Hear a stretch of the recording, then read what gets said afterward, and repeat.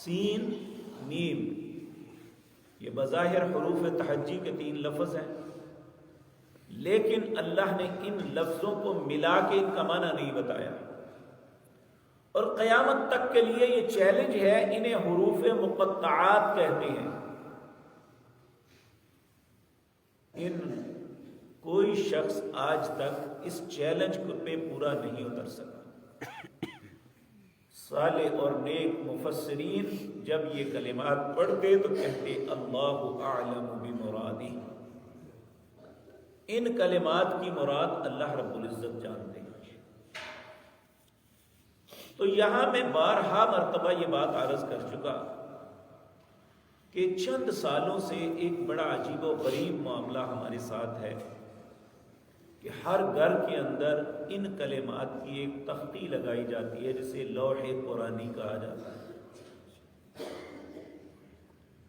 اس میں الف لام میم، الف لام را، الف لام میم صاد، اس طرح کے کلمات لکھ کے کہا جاتا ہے، آگے لکھا ہوتا ہے آمین، اور اس تصور کے ساتھ لگایا جاتا ہے کہ اس میں گھر میں یا کاروبار میں برکت ہوگی۔ اب یہ عجیب دانائی ہے، پہلی بات تو نہ اللہ نے اس کا حکم دیا نہ اس کے رسول نے بتایا، تو پھر دین ہمارے گھر کی لونڈی تو نہیں ہے نا جو مرضی اس کا بات بنا لیں۔ دین تو وہ ہے جو اللہ نے بتایا، جو اس کے رسول صلی اللہ علیہ وسلم نے ہمیں سکھلایا۔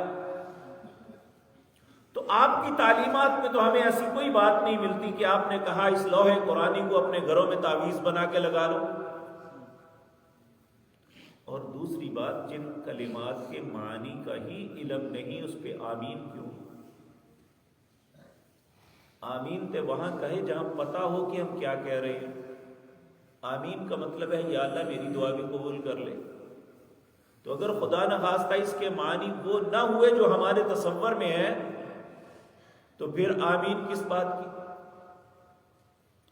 اس لیے بہت سے اچھے لوگ جن کا ذہن بھی اچھا ہے اور عقیدہ بھی اچھا ہے، لیکن اس معاملے میں وہ بھی بہک گئے۔ کسی گھر میں چلے جائیں وہاں لوح قرآنی کے نام پہ تختی لگی ہوگی، الا ماشاء اللہ۔ اس لیے لوح قرآنی لگانے سے برکت نہیں، قرآن پڑھنے سے برکت ہے۔